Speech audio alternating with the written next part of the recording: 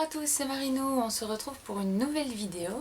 Mais avant toute chose, pour ceux qui ne suivraient pas mes vlogs et qui ne me suivraient pas non plus sur Facebook, je suis au Japon, donc changement de décor, enfin en même temps je vous ai jamais habitué à rien, mais donc voilà, là pour le moment, depuis septembre, je suis à Tokyo, ce qui fait que je n'ai pas vraiment pu poster de vidéos régulières comme j'aurais aimé le faire, et aussi je pense que la qualité des vidéos va pas être géniale.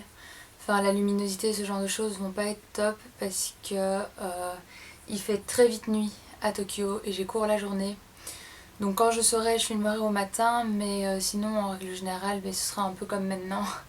Parce que voilà, il fait très vite sombre à Tokyo et aussi je vis au rez-de-chaussée, à côté d'une nationale. Donc les bruits de voiture et ce genre de choses, je peux pas juste attendre qu'il n'y en ait plus parce que sinon je pourrais juste pas faire de vidéo. Donc voilà, je suis désolée pour la luminosité, les bruits de voiture et tout, on va faire avec ce qu'on a comme on peut. Rentrons dans le vif du sujet, la vidéo d'aujourd'hui, ça fait longtemps que je voulais faire ce genre de vidéo. Ça va être un vlog animé comme vous l'avez vu dans le titre. Ça fait 4 ans, 5 ans, sûrement même plus en fait, que je suis les animés saisonniers, donc qui sortent par saison. Parce que si vous savez pas, la période des animés au Japon est divisée en 4 périodes en fonction des saisons, et donc à chaque nouvelle saison, ce sont de nouveaux animés qui commencent et qui sortent. Et donc voilà, ça fait quelques années que j'ai commencé à suivre les animés de cette façon-là, et je trouvais ça sympa en fin de saison de vous donner un peu mes impressions sur les animés de la saison passée. Donc par exemple ici c'est la saison d'hiver qui a commencé, donc vous donner mes impressions sur les animés de la saison d'automne. Je suis déjà en retard parce qu'on est déjà le 25 janvier et la fin de la saison, si je ne me trompe pas, était le 21 décembre. Mais je suis la reine de la procrastination, donc, donc voilà, j'essaierai d'être plus à l'heure pour les autres. De toute façon, le but c'est de vous donner mon avis sur les animés. Et comme ça, vous pouvez regarder ceux que vous n'avez pas vu, ceux que vous avez eu la flemme de voir, et que vous allez vous rendre compte qu'en fait, ça se trouve, ils sont géniaux, et ce genre de choses. Avant de commencer, il y a deux choses que je dois dire. La première, c'est que avant de commencer chaque saison, je vais voir sur le site de Ikotaku leur planning. Je vous mettrai le lien dans la barre d'infos, donc allez voir. Ce site pour moi c'est le meilleur à ce niveau-là. Il y a le calendrier des diffusions, donc vous pouvez voir, vous avez le calendrier du mois avec chaque jour les épisodes qui sortent, et vous avez ce qu'ils appellent le planning, je pense. Et donc ça c'est par saison, vous pouvez voir dans la saison, donc par exemple ici pour l'automne, j'ai pu aller voir avant tous les animés qui allaient sortir avec le résumé, le studio d'animation et ce genre de choses. On me demande souvent comment je fais, où je trouve mes animés et tout, mais c'est en grande partie là-dessus, puisqu'ils répertorient tous les animés. Ensuite, à chaque saison, genre 2-3 semaines, même pas 3 semaines en fait, après la sortie, après le début de la saison, mon amie Tiffany, sur son site, fait, je sais plus comment elle appelle ça, je ne sais plus comment est-ce qu'elle appelle ce type d'article, mais en gros elle résume tous les animés qu'elle commence, et de nouveau un mois plus tard elle fait une update où elle met des appréciations. À chaque fois je vais lire parce que je sais qu'elle est de très bon avis, de très bonnes critiques. On n'est pas toujours d'accord sur tout, mais globalement elle a des très bons goûts en matière d'animé. Du coup je sais que ce qu'elle a vraiment trouvé nul ou ce qu'elle a vraiment pas aimé, je n'irai pas voir, et comme ça je perds beaucoup moins de temps à regarder tous les animés qui sortent sur la saison. Donc voilà, elle prémâche le travail en fait. Donc voilà, je vous mettrai aussi son site en barre d'infos parce que c'est à connaître et elle fait des très bonnes critiques. Donc voilà, si comme vous, si comme moi ça peut vous aider à savoir quel animé regarder, pourquoi pas. On va commencer tout de suite pour pas que ce soit trop long. Je les ai triés par ordre de préférence, donc j'ai mis en premier mon plus gros coup de cœur et en dernier mon plus gros flop. Mais il y en a, ça se joue à très peu, donc le classement n'est pas non plus... il y en a qui mériteraient être à égalité. Voilà, tout ça pour dire ça. Mon plus gros coup de cœur sans grosse surprise, c'est One Punch Man. Je pense que tout le monde, ou presque, l'a vraiment adoré et a raison. C'est donc un seinen en 12 épisodes, j'espère que je raconte pas de conneries parce que j'ai pas été vérifiée. Comment expliquer One Punch Man, c'est juste trop bien. Enfin, si vous l'avez pas encore vu, allez le voir. C'était un gros moment de détente toutes les semaines. C'est marrant. En fait, la plupart du temps, mes animés et mes mangas préférés sont basés sur des anti-héros. Et Saitama, donc le héros de One Punch Man, est l'anti-héros par excellence. Enfin, je veux dire, il n'est pas spécialement beau ou kakoi ou tout ce que vous voulez. Il est, il est un peu nul tout en étant super fort. Enfin, voilà, donc c'est vraiment un animé qui est basé sur l'humour, vu qu'à la base c'était un genre de strip sur internet qui sortait tous les jours, c'était sous forme de gag. Mais en même temps, l'histoire est tournée de façon à ce qu'on a envie d'aller plus loin, à ce qu'on a envie de voir comment ça va se passer et ce genre de choses. Donc voilà, pour moi, il y a pas eu de moment faible, il n'y a pas eu la BO est géniale, enfin tout est vraiment bien. Franchement, c'est un des rares animés où j'ai rien à redire. L'animation est magnifique, enfin, je veux dire, les combats, enfin, c'est original et en même temps la technique est là. Enfin bref, vous avez compris, c'est mon gros coup de cœur. Oui, je tiens quand même à préciser, je déteste le spoil, hein. Enfin, je pense que personne ne déteste le spoil autant que moi. Donc je ne spoilerai rien du tout, vous pouvez regarder cette vidéo en étant tranquille. D'ailleurs, je risque certainement de ne même pas vraiment résumer les histoires, parce que pour moi, les résumés, c'est du spoil. Donc voilà, amis anti-spoiler, soyez rassurés, il n'y en aura pas ici. Le deuxième, oui, le deuxième, ça lui va très bien comme place. Donc le deuxième, c'est Nolagami Alagato. J'avais déjà beaucoup apprécié la saison 1. Et la saison 2 est pour moi encore meilleure en fait que la saison 1. C'est donc la suite du shonen Nolagami en... Waouh, c'était 12 ou 24 épisodes. Je sais plus si c'est 24 épisodes avec la saison 1. Ouais, je pense que c'est ça parce que sinon je serais toujours en train de regarder. Vous savez quoi, je vous mettrai là ici hein, une petite note pour vous dire si c'était en 12 ou 24 épisodes parce que je ne sais plus. Je suis toujours organisée. C'est un truc de fou. Donc voilà, oui, pour moi c'était encore plus fort scénaristiquement parlant que la saison 1. Les problématiques étaient plus profondes. J'ai l'impression en fait que la saison 1 servait un peu à mettre en place les personnages, les éléments et ce genre de choses pour servir à la saison 2. Il y a juste Hiyori, je trouve qu'il a été un petit peu moins bien exploité que ce que j'aurais espéré en fait. Surtout avec le gros passage qui la concerne. Enfin, pas le gros passage qui la concerne, mais je pense que ceux qui ont vu voient ce que je veux dire. Mais si je le dis, je vais spoiler. Donc voilà, si vous l'avez vu, parlez-moi en commentaire et on pourra en discuter plus clairement. Donc voilà, c'était peut-être le seul petit truc qui a fait un peu défaut pour moi dans cette saison-ci, c'est Hiyori. Mais on en apprend beaucoup plus sur Yukine, on en apprend beaucoup plus sur Yato en fait, même s'il y a encore beaucoup de choses à savoir et sur sa relation avec les Nola et Nola et ce genre de choses. Donc voilà, pour moi c'était une très très bonne saison 2 et j'espère qu'il y aura une saison 3 et je l'attends avec impatience. Ensuite j'ai placé IQ saison 2, même si pour moi il est un peu sur le même piédestal que Nolagami Alagato. Donc voilà, IQ, hein, le fameux shonen de volet que tout le monde connaît. Enfin je veux dire, même si vous n'avez pas vu, vous connaissez, c'est de fils. Ou alors vous vivez dans une grotte. Donc voilà, IQ toujours sur sa lancée, toujours aussi bien que la première saison, on trépigne d'épisode en épisode. Là c'est toujours en cours parce que c'est 24 épisodes pour la saison 2. Donc voilà, j'attends avec impatience l'épisode de samedi. Et voilà, les matchs sont de plus en plus prenants, ils parviennent à faire évoluer les personnages sans rentrer dans le what the fuck classique des animés de sport et c'est quelque chose que j'apprécie beaucoup. On n'est pas encore sauvé hein, parce qu'il peut y avoir encore une saison 3 ou même là dans la saison 2 ça peut encore arriver. Mais par exemple Kuroko no Basket, j'ai décroché à cause de ça à la saison 3. Parce qu'ils sont rentrés dans le truc facile du what the fuck sportif à la Olive et Tom un peu, peut-être pas à ce point là mais presque. Et moi, c'est le truc qui me plaît pas dans les animés de sport en fait. Donc voilà, pour le moment, IQ ne suit pas cette ligne là. Et c'est très rafraîchissant, on a envie de voir la suite, mais en même temps c'est léger, enfin c'est vraiment génial.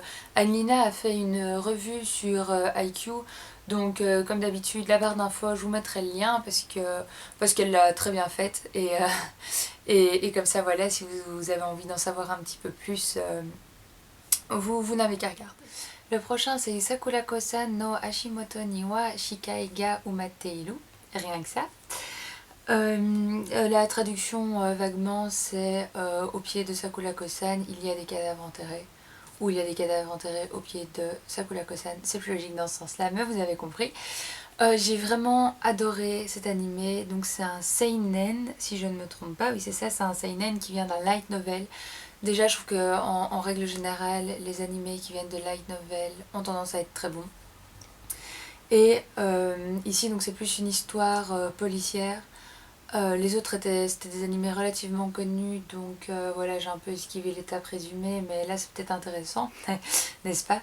Donc Sakurako-san, je sais pas comment est-ce qu'on appelle ça en français, mais en gros c'est une scientifique qui reconstruit des ossements, donc elle les nettoie et elle les remet en entier.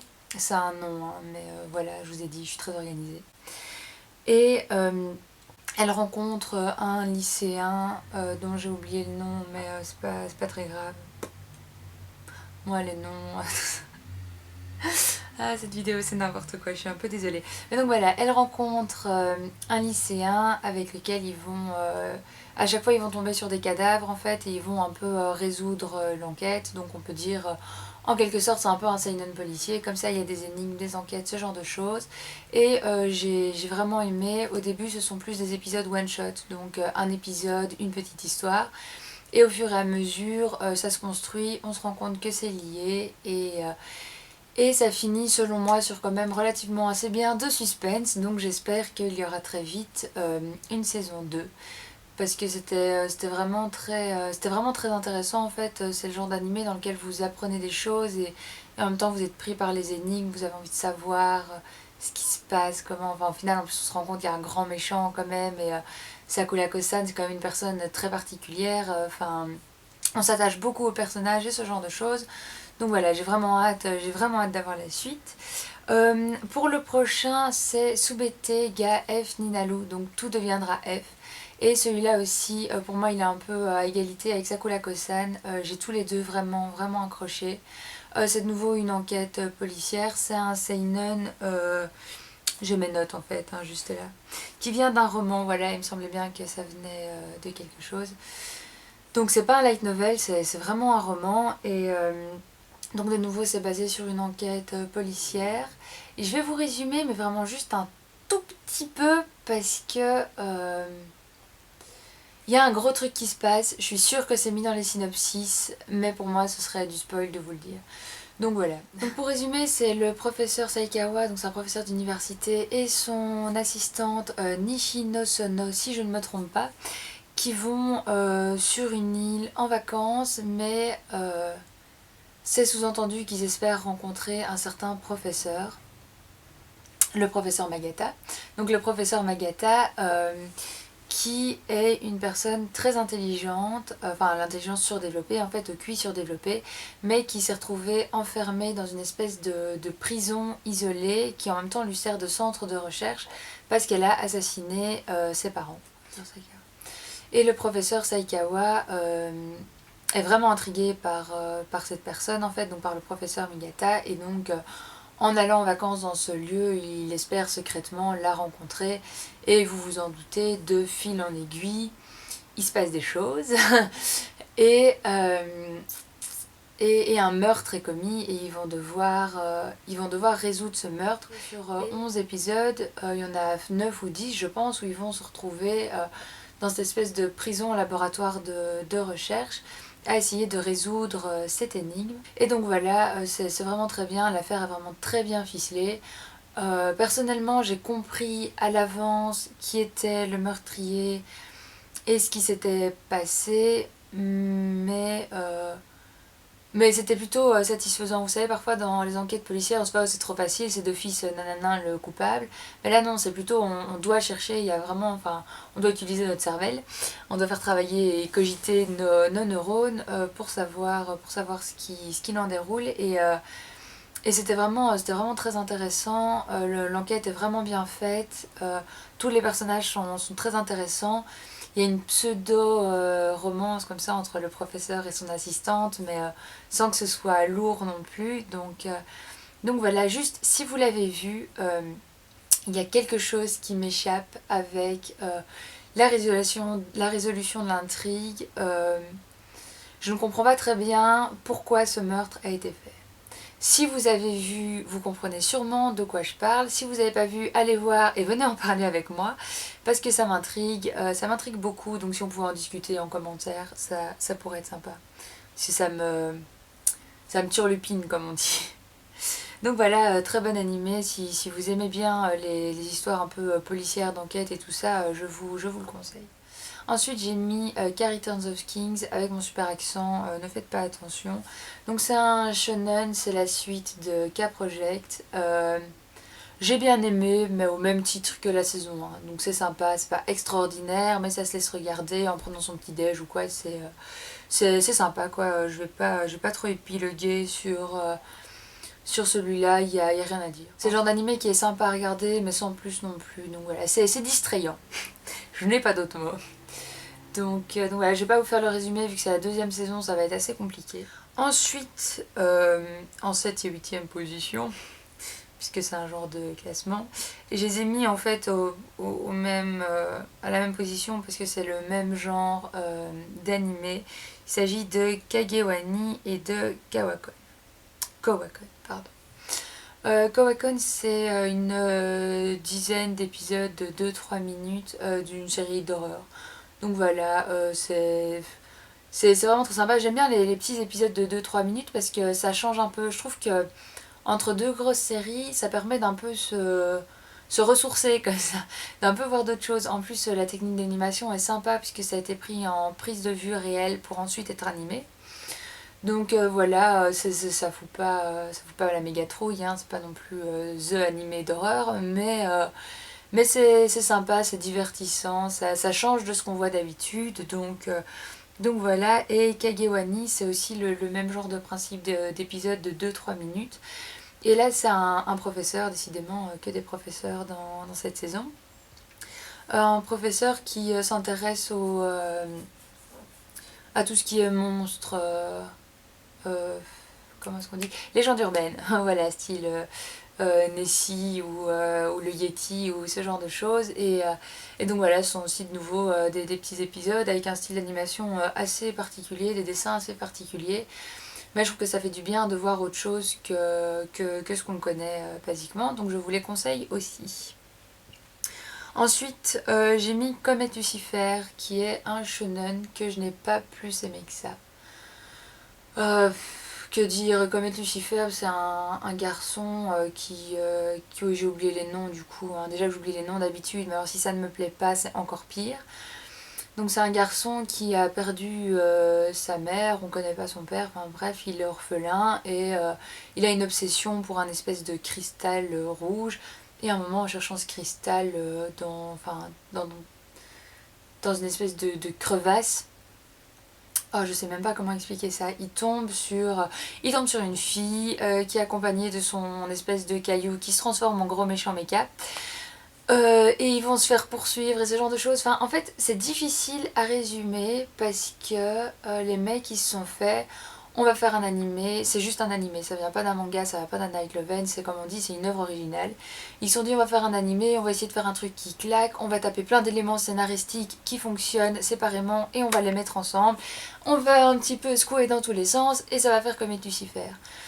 Sauf que ça fonctionne pas du tout, le scénario est super brouillon, on a plein d'éléments qui en même temps ne sont pas approfondis, les personnages sont comme moyennement attachants parce qu'ils sont super caricaturales. J'ai regardé jusqu'au bout, mais vraiment Je préparais mon sac en même temps, je faisais mes devoirs en le regardant, enfin voilà, ça m'a vraiment pas convaincue, je sais même pas pourquoi j'ai regardé jusqu'au bout. Donc voilà, dites-moi si vous avez bien aimé, hein, parce qu'après tout c'est toujours très subjectif, donc voilà, mais moi ça m'a... Non, voilà. Ensuite, je l'ai mis après, mais pour moi il est un peu au même stade que Comet Lucifer, c'est Young Blackjack. Là je pense que tout le monde va pas être d'accord avec moi, pardon mon ventre vient de gargouiller mais j'ai faim. C'est un seinen en 12 épisodes, ça a été inspiré de l'œuvre de Osamu Tezuka. Mais c'est vieux en fait. Alors vous allez me dire normal si c'est inspiré de l'œuvre de Osamu Tezuka, sauf qu'on ne fait pas un animé aujourd'hui de base d'un vieux truc sans corriger les choses qui font qu'aujourd'hui ce seront d'énormes défauts.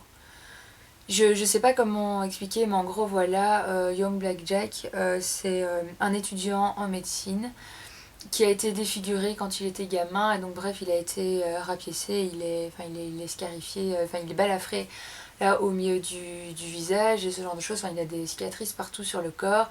Et en gros c'est un génie de la médecine, mais tellement que ça en est presque ennuyant, parce que s'il commence une opération, on sait qu'il va la réussir, on sait qu'il va d'office s'en sortir, et ça en est presque chiant quoi. Enfin, le mec il sait tout en médecine, il a même pas besoin d'aller au cours. Apparemment, enfin, c'est sous-entendu qu'il a d'énormes problèmes financiers, mais en même temps, dans la vie de tous les jours, il a pas l'air d'être dans la dèche. Enfin, il lui arrive toujours des situations tellement what the fuck qu'on se demande comment est-ce que ça peut comment est-ce que ça peut arriver. Je sais bien que c'est assez caractéristique des animés, mais là c'est quand même grave. Et donc voilà, il lui arrive tellement de choses que du coup en 12 épisodes il se passe tellement de situations différentes qu'on sait plus trop où donner de la tête. Il y a un moment que j'avais beaucoup apprécié, c'est quand il part au Vietnam en fait pour aller retrouver son ami, je vous en dis pas plus. Parce que voilà, bon, même si c'était très cliché, américain gentil, blablabla, on apprenait plus sur la guerre du Vietnam, c'était sur le terrain donc c'était intéressant. Sauf que voilà, ça a duré 2 ou 3 épisodes, un truc comme ça, et du coup, enfin, il s'est passé plein de choses, mais c'était super brouillon et ça a été super vite. Et je trouve que ça aurait été plus intéressant, par exemple, de s'axer sur ce moment-là ou quelque chose comme ça. Donc voilà, tout ça fait que pour moi, ça reste un animé très moyen. Donc attention, je ne remets pas en cause l'œuvre originale d'Osamu Tezuka, hein, je remets bien en cause l'animé. Donc voilà. Et en dernier, et en fait je sais même pas pourquoi je le mets, c'est Owari no Seraph, la 2e saison. J'aime pas les histoires de vampires en fait à la base, et donc je pense que j'ai regardé la saison 1 en faisant un peu violence parce que j'entendais partout que c'était génial, et je me dis bon les maris t'aimes pas les vampires, mais ça n'empêche que le scénario peut être bien foutu, l'animation aussi, mais finalement même déjà dans la première saison j'ai trouvé ça très banal en fait, donc rien de transcendant. Ajoutons à ça le fait que c'est des vampires, l'histoire classique de 2 amis qui finalement se retrouvent dans des clans opposés, un gentil, un méchant, blablabla. Le colonel d'armée qui est gentil à la base, mais qu'on se rend compte qu'il a l'air de maguner, enfin c'est classique quoi, c'est du déjà vu, du pré-mâché, remâché, re-remâché. Donc voilà, j'ai regardé je pense un épisode ou 2 de la saison 2 et puis j'ai laissé tomber parce que je me rendais compte que je m'ennuyais en regardant. Si finalement cette saison 2 a été... Enfin si vous trouvez que cette saison 2 était bien meilleure que la saison 1, dites-le moi, j'essaierai peut-être de m'y remettre. Mais voilà, je suis consciente de ne pas être objective sur Owari no Seraph, parce que comme je vous le dis, j'aime pas vraiment les histoires fantastiques, et encore moins quand c'est des histoires de vampires, parce qu'il y a ce côté gothique romantique qui me pompe très vite en fait, et voilà. C'est fini, voilà. Ce sont tous les animés que j'ai vus en automne. Comparé à ce qui est sorti, il n'y en a pas beaucoup, mais comme je vous l'ai expliqué, je suis partie au Japon, j'ai dû déménager plusieurs fois et tout ce genre de choses. Enfin, j'ai pas vraiment eu le temps en fait de regarder plus d'animés que ça, mais je pense que cette vidéo va de toute façon être déjà bien assez longue. Donc dites-moi les animés que vous allez regarder en automne, ceux qui vous ont plu, vos gros coups de cœur, si vous êtes d'accord avec moi ou pas, hein, parce que c'est mon avis, enfin voilà. J'espère que cette vidéo vous a plu, moi ça m'a beaucoup plu, ça faisait longtemps que je voulais faire un peu des critiques d'animés comme ça, donc là je commence doucement avec un vlog un peu global. Mais si vous voulez que je fasse plus des close-up sur certains animés en particulier, je pense que ça me ferait plaisir d'essayer. Donc dites-moi si ça vous intéresse. Et dans tous les cas, on se retrouve pour la saison d'hiver. Dites-moi aussi les animés que vous attendez avec impatience en hiver. J'en ai déjà commencé quelques-uns, mais ceux que j'attendais vraiment, c'était Hajin, Boku Dakigai Naimachi, la suite de Doulalala, parce que Doulalala c'est forever dans mon cœur. Et la suite de Gate aussi. Il y en a deux trois autres qui m'avaient l'air sympas là que j'ai un peu commencé. Mais dites-moi ce que vous attendez, comme ça je peux aussi regarder et vous donner mon avis après. Dans tous les cas, on se retrouve très vite pour une prochaine vidéo. Donc bye bye. On est le 16. On est mercredi 16 septembre et donc comme j'ai dit hier.